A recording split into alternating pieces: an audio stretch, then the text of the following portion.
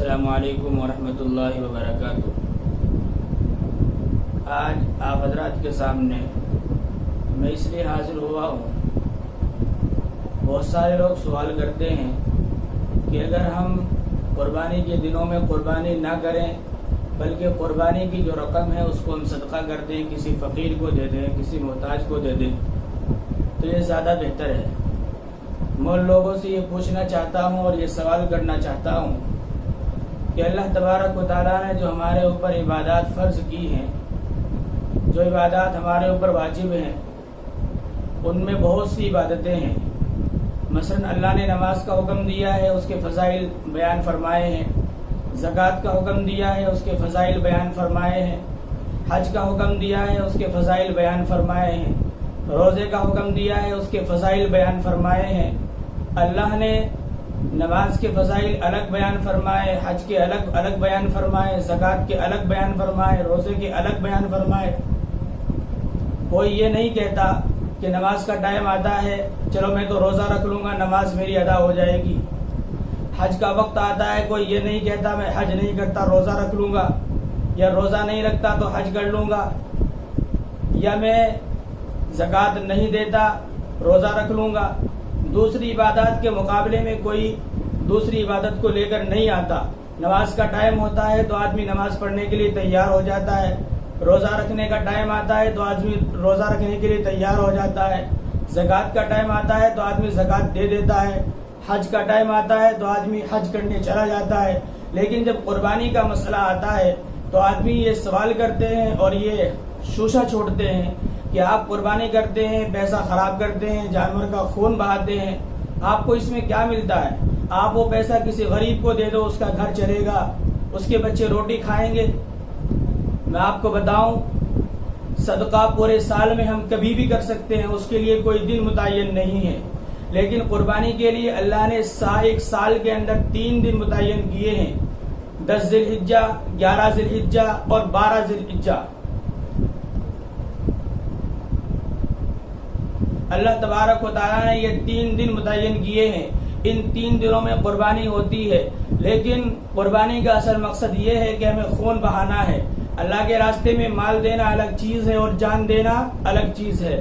ہم جب مال دیتے ہیں تو وہ مالی عبادت ہوتی ہے، ہم جب جان دیتے ہیں اللہ کے راستے میں کسی جانور کو قربان کرتے ہیں، اس کی جان کو ذبح کرتے ہیں، اس کا ثواب اللہ تبارک و تعالی ہمیں الگ دیتے ہیں۔ اب سنیے، ایک مرتبہ اللہ کے حبیب صلی اللہ علیہ وسلم بیٹھے ہوئے تھے، صحابہ نے سوال کیا ما هذه الاضاحی یا رسول اللہ، اے اللہ کے رسول یہ قربانی کیا ہے؟ اللہ کے حبیب نے فرمایا ہی سنت ابیکم ابراہیم، یہ تمہارے باپ حضرت ابراہیم کی سنت ہے۔ انہوں نے فرمایا، صحابہ نے کہا ما لنا فیہا، ہمیں اس میں کیا ملے گا؟ اللہ کے حبیب نے فرمایا لکل شعرۃ حسنہ، ہر بال کے بدلے ہمیں ایک نیکی ملے گی۔ اب آپ سوچیں اور سمجھیں اور ذرا غور کریں کہ آپ نماز پڑھتے ہیں، اس کی فضیلت الگ ہے، آپ کو اللہ جنت دیں گے، آپ کو اللہ دوسری چیزوں سے نوازیں گے، آپ روزہ رکھیں گے تو اللہ آپ کو اس پر الگ ثواب دیں گے، آپ حج کرنے جائیں گے اس کا ثواب الگ ملے گا، آپ زکوٰۃ دیں گے اس کا ثواب الگ ملے گا۔ لیکن جب آپ قربانی کرتے ہیں کسی عبادت کے اوپر، اتنی نیکیاں نہیں ہیں، اتنا ثواب نہیں ہے جتنا ثواب خون بہانے کے اوپر ہے۔ ایک حدیث کے اندر آتا ہے، اللہ کے حبیب صلی اللہ علیہ وسلم فرماتے ہیں کہ جب بندہ قربانی کرتا ہے، جانور کا خون بہاتا ہے، جانور کا خون زمین پر گرتا نہیں ہے، اس کے خون گرنے سے پہلے آدمی کی مغفرت کر دی جاتی ہے اور وہ قربانی مقبول ہو جاتی ہے، اور جتنے جانور کے بدن کے اوپر جتنے بال ہیں،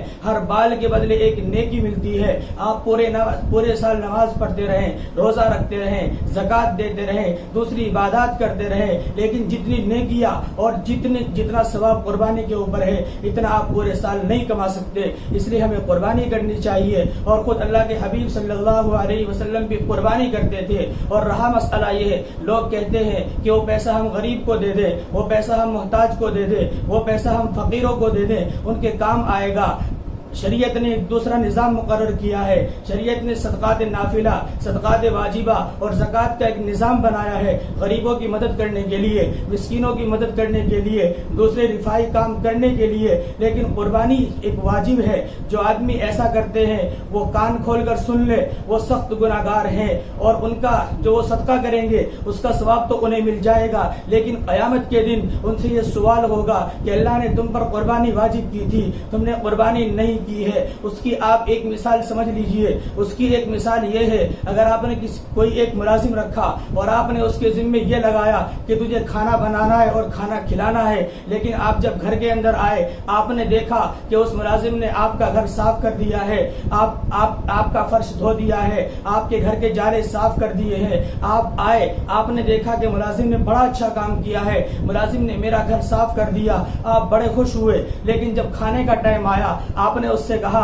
کھانا لائیے. ملازم کہنے لگا میں نے کھانا تو نہیں بنایا. آپ اس سے کیا کہیں گے کہ آپ نے وہ کام کیا ہے جو میں نے آپ کے ذمہ نہیں لگایا تھا. آپ یہ کام تو بعد میں کر سکتے تھے، لیکن آپ کو پہلے کھانا بنانا تھا جو آپ کی اصل ذمہ داری ہے. تو اللہ تبارک و تعالیٰ نے ہمارے ذمے ذی الحجہ کے 3 دنوں میں قربانی کرنا لگایا ہے، اور قربانی کے جانور کا خون بہانا ہمارے ذمے لگایا ہے، اور یہ کہا ہے کہ ذی الحجہ کے ان 3 دنوں کے اندر مجھے کوئی عمل اتنا محبوب نہیں ہے جتنا قربانی کرنا ہے، جانور کا خون بہانا ہے. جس طرح آپ ملازم پر غصہ ہوتے ہیں، اسی طرح اللہ تبارک و تعالیٰ بھی ہم سے پوچھ تاچھ کریں گے اور یہ کہیں گے کہ آپ نے جو کام کیا اچھا کیا، لیکن قربانی کیوں نہیں کی ہے. جس طرح آپ اس ملازم سے پوچھتے ہیں کہ میں نے آپ کے ذمہ کھانا بنانے کی ڈیوٹی لگائی تھی لیکن آپ نے کھانا نہیں بنایا، دوسرے کام کیے ہیں. جس طرح آپ سوال کرتے ہیں اللہ بھی ہم سے سوال کریں گے. اور جو لوگ قربانی کے دنوں میں قربانی نہیں کرتے، اللہ کے حبیب صلی اللہ علیہ وسلم کی واضح حدیث ہے، اللہ کے حبیب صلی اللہ علیہ وسلم کا واضح ارشاد ہے. اللہ کے حبیب نے فرمایا